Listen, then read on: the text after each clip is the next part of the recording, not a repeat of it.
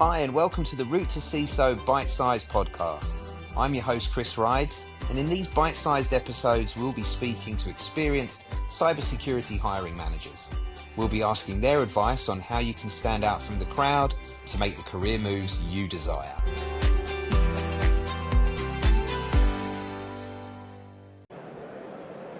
Hi everybody, and welcome to Root To CISO Byte-Size. I am in the expo hall of InfoSec World at the moment in Orlando, and I've got my good friend Nick Demeo with me. Nick, how you doing, my friend? Great, Chris. Good to see you again. Good to see you. So this is a kind of crazy story. How many years ago now was it that we came out here? This is the fourth year. The fourth year we're doing it, right? Yeah. So 4 and a bit years ago, I guess, I had a random idea about having a panel where we would speak to people who are in their very first dedicated cybersecurity role.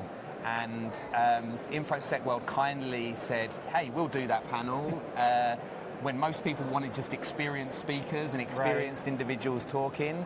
And the room was absolutely full. It was crazy, wasn't it?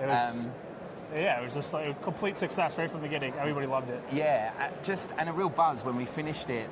Coming off stage, it was a buzz for me. I've spoken at a lot of places, but having 4 people that were new to speaking, we were like high-fiving and adrenaline was flowing, right? Like we just won the game. Yeah, totally. So it was an amazing opportunity to do that. And last year we had like people standing in the room. They didn't have enough room. It was a pretty decent sized room. I haven't checked out our room for this year. We got the big one. Have we got the big one? Yeah, we're in Siesta 6. Okay. So no pressure. We got to fill the seats. Yeah, hopefully it gets full. But we're doing another talk this year. Same group of people like we do every year.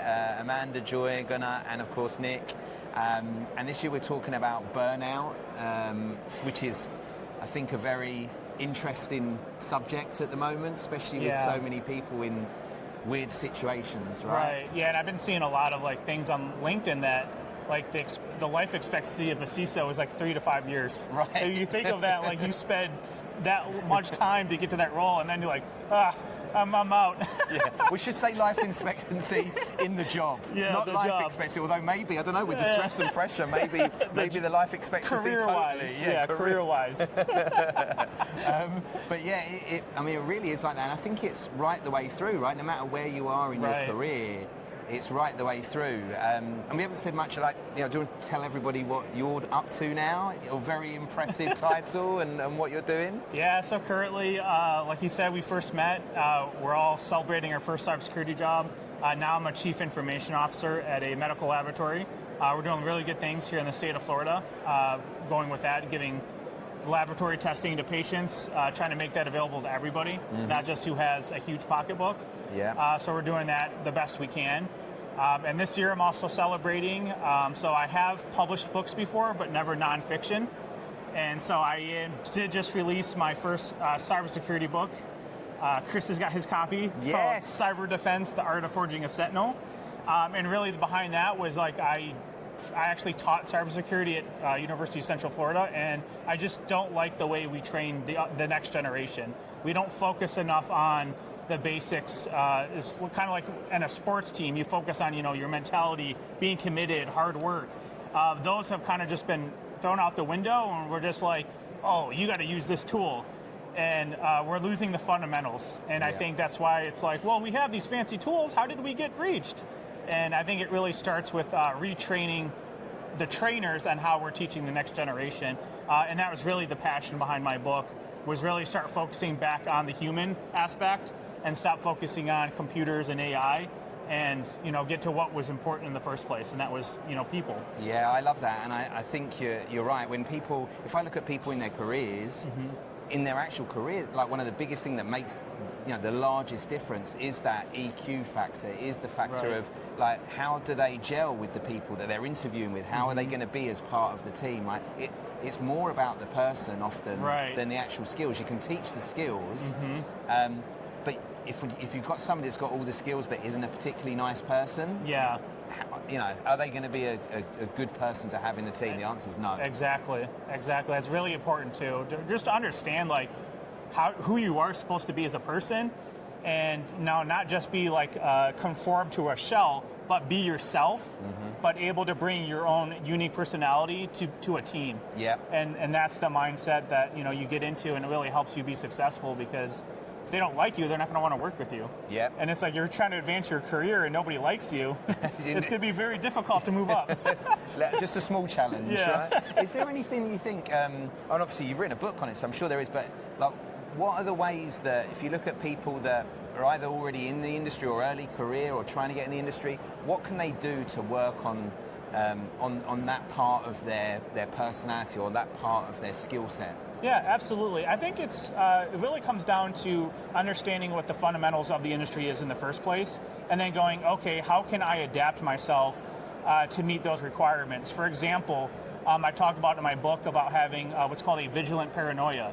And it's like if you're sitting on the couch at 11 o'clock at night and you hear some noise out your backyard and you don't go to the window and check, that's kind of like, maybe that's something you should get in the habit of doing. Right. And you start developing that like situational awareness where you're assuming there's something happening, and so you're reacting, or maybe you've already taken proactiveness. And really, it's just that psychological mindset that really need to work on. Yeah. Is like, okay, what is cybersecurity? Yes, it's computers and machines, but how is the human being going to change, how they approach a situation differently, so that they already have the building blocks to succeed in cybersecurity? Yeah. If you go in there like, yeah, he's new, but he's got a really good head on his shoulders, he's got good situational awareness, that goes a mile. Yeah. Other than somebody that's like, okay, he's done, these platforms, he's highly ranked, he's put a lot of time into, hacking things, but once you put him on there and he's tunnel vision, there's a lot of lost value there. And I think people like myself, we're looking for ones that already have that mindset correctly, and then they're looking to get mentored. And that's like a dream come true for somebody in senior leadership. Like, oh my God, he's got everything he needs, he just needs to be taught, let's do it.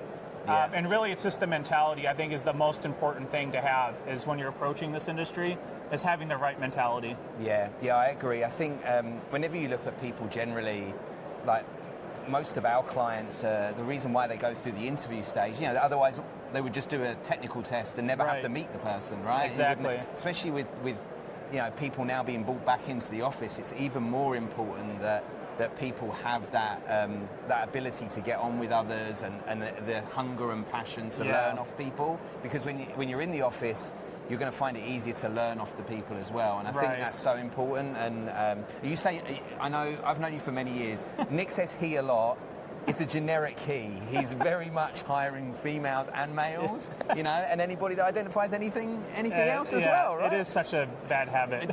And thankfully Kris keeps me honest, and he always catches me with it. And it's like, and he is right. I don't mean that at all. I don't know why. It just comes out. I have to do it because I've known him for a long time, and when people meet you something like this online, that's the only snapshot they get of you. So I always want to correct that, because he's very much somebody that some of our previous discussions have been around diversity and bringing in diversity at some of the talks here at InfoSec World. So I know that's something that's important to him. It is really important. Diversity is crucial to having those different mindsets, perspectives on things.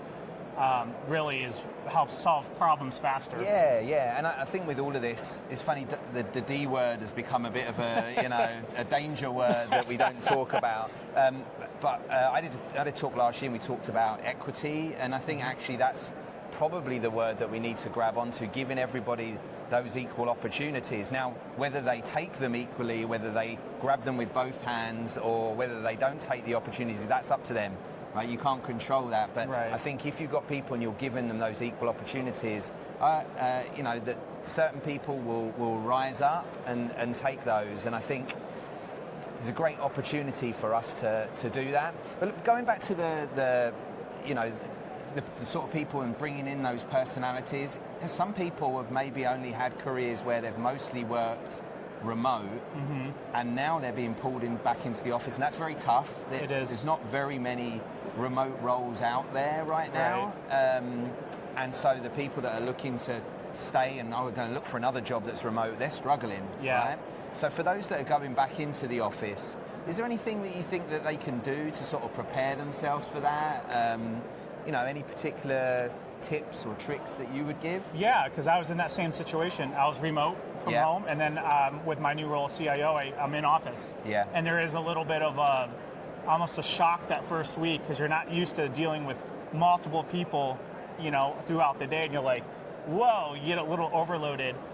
So I think the best thing is, be yourself, and you have to understand you're going into an environment where there's lots of diversity, there's lots of different viewpoints, and just kind of be neutral. Don't go there with like a very strong opinion, trying to change things. Open-minded. Yeah, right? Be open, very minded. Be a student. I'm really big on being a student mind. Yeah. And if you go in that way, I think you'll have a really easy transition. Yeah. Because really everybody's just trying to get to know you, figure out who you are, and as long as you're open-minded, student mentality, everything will just kind of mesh well. Yeah. And I think that'll help start a very successful back in office experience.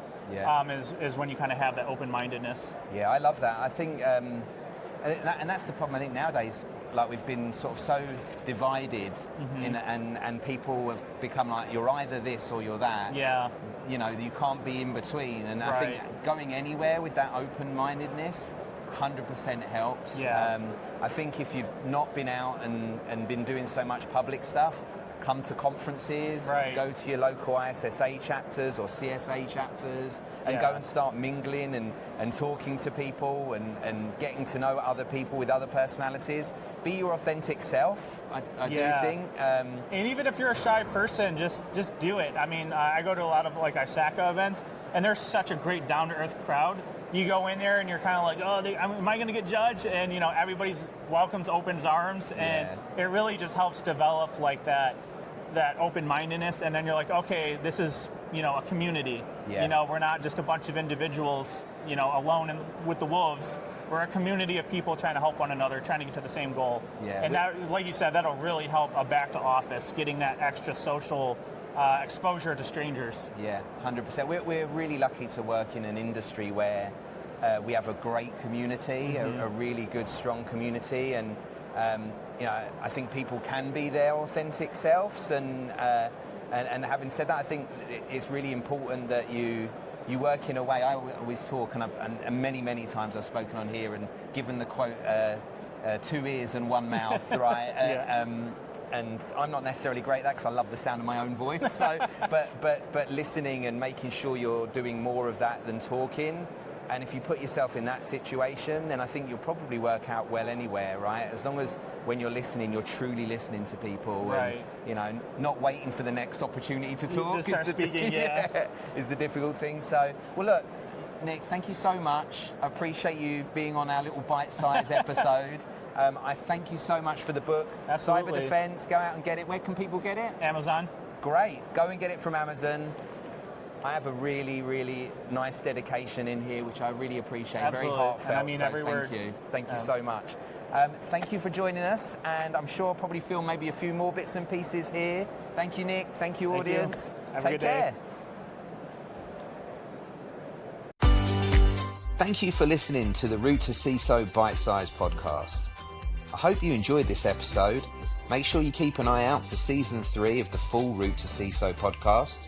And in the meantime, stay up to date by liking, commenting, and of course, subscribing to our channel. Thank you.